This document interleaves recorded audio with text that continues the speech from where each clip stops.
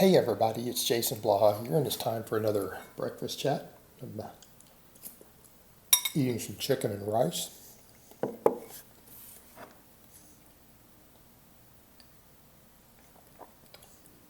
All right, I said in the vlog yesterday where I did some chin-ups that I think I'd make maybe a breakfast chat discussing why I've added chin-ups back in and to let people know who haven't followed the history, because occasionally someone will come in and chime in, they'll see a lift, they'll see something going on and say, oh, has Jason been injured?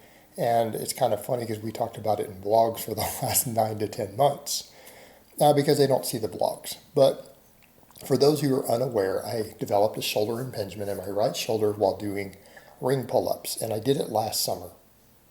However, there were contributing factors leading into that. For those who maybe don't go back that far, the year before, going all the way up into Christmas and stuff, I had decided that I was going to try something crazy and do 100 chin-ups every single day. So in other words, that's 700 chin-ups a week. So 100 per day. And I had started with sets of 5, and I built up to where I was doing 10 sets of 10 every day. And a lot of times I had put them into, say, a 3-hour window. I would actually be working on other stuff, watching some movies or whatever, and running over and doing a set of chin-ups. Like every 6 or 7 minutes, I just come in and bang out 10 chin-ups. And a lot of times I could get them done in 3 hours, 2 hours, sometimes an hour and a half, every day. The problem is that my shoulder started hurting while I was doing that. And I noticed that. It's like, oh man, my shoulder hurts. Well, the problem is that I had bad mobility in my shoulders because I hadn't done certain types of overhead work. I hadn't developed muscles appropriately because my upper back was not proportionate to my anterior deltoids. And this is one of the issues that we have, is that chin-ups do not work the upper back as effectively as things like rows, and they sure don't work it as effectively as, high pulls, cleans, things like that. All right, so a lot of these other movements are better for your upper back, and I'm not saying that chin-ups and pull-ups do not work the rear delts and the traps. They do, but they tend to focus more on things like the low traps, the lats, the biceps. Those all get worked much harder.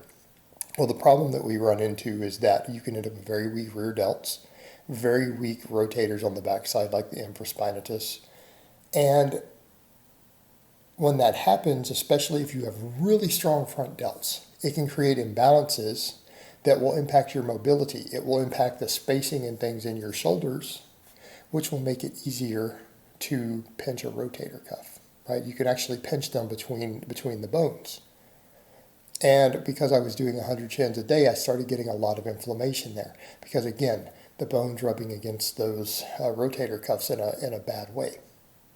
And that inflammation stayed there after that because I continued to do some pull-ups and chin-ups. And ultimately, when I decided to do some sets of heavy, like sets of 8 reps with ring pull-ups, right, what everyone said was the safest on the shoulder because I've been noticing some shoulder inflammation. So I bought rings and everything, and I did a couple of sets, pretty much limit sets. I did 3 limit sets with those rings shortly after getting them using the neutral grip, and it impinged my shoulder because it was already inflamed and swelling. And that did it in, and it became almost unbearable. And I went through some phases last year and even earlier this year trying to rehab some of that to where I couldn't even lift my arm higher than this. This is as high as it would go, right? There's no way I could do it overhead.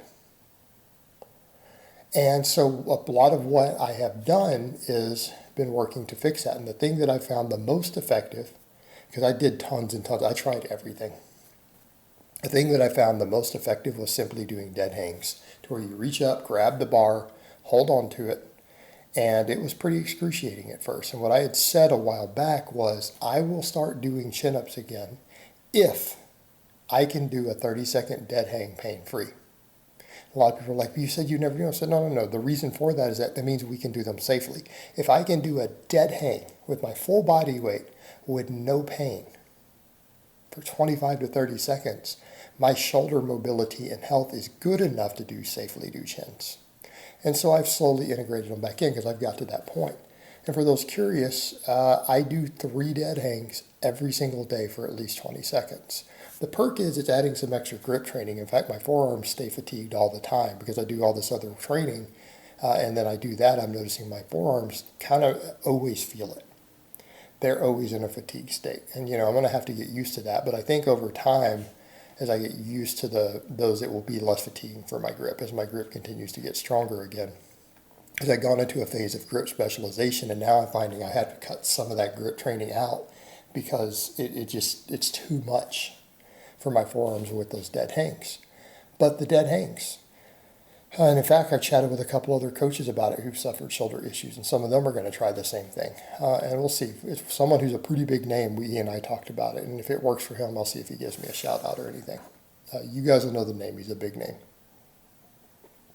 We were chatting about it actually yesterday, and I sent him links to it, to some stuff from a medical doctor, an orthopedic surgeon, who discusses these things. And I can't remember his full name for the video.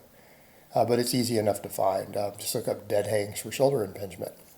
And so accordingly, I've decided to work them back in. And I've noticed, man, I'm weak at chin-ups. The first time I've tried weighted ones, I've been doing a few with just body weight off camera every day. Yesterday, I went ahead and did 3 sets of 5, which is a 25-pound plate, which I know that's pretty bad.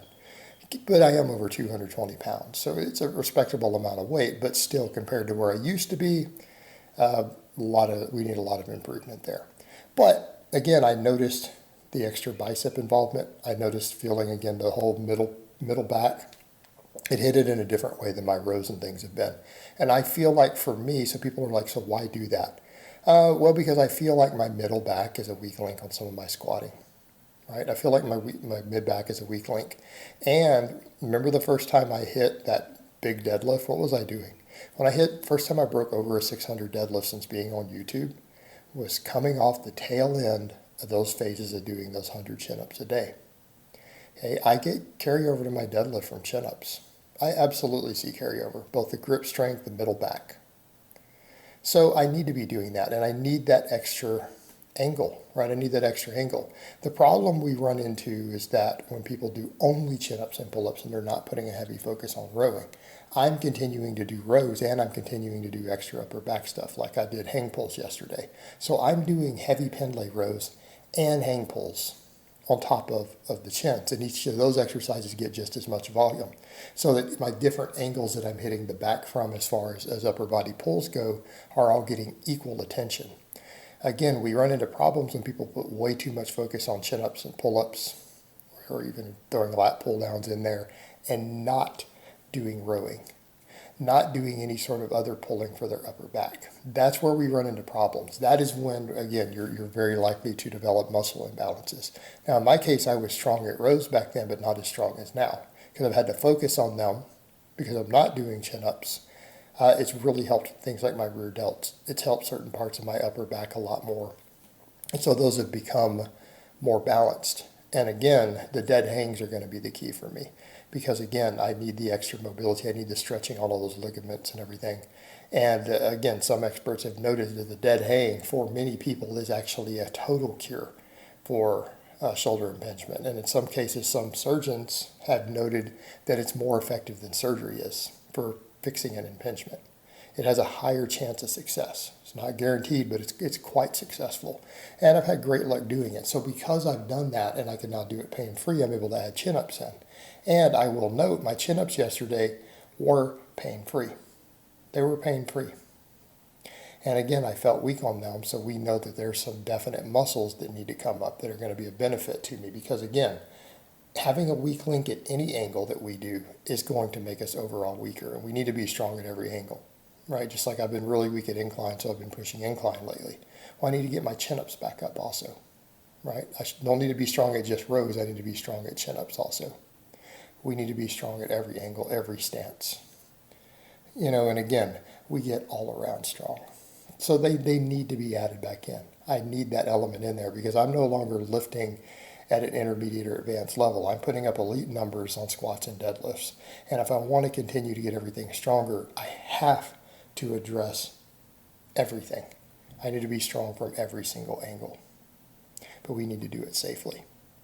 All right, guys, but that's really all I have to say on that today. I hope it's been informative, and I will talk to you guys next time.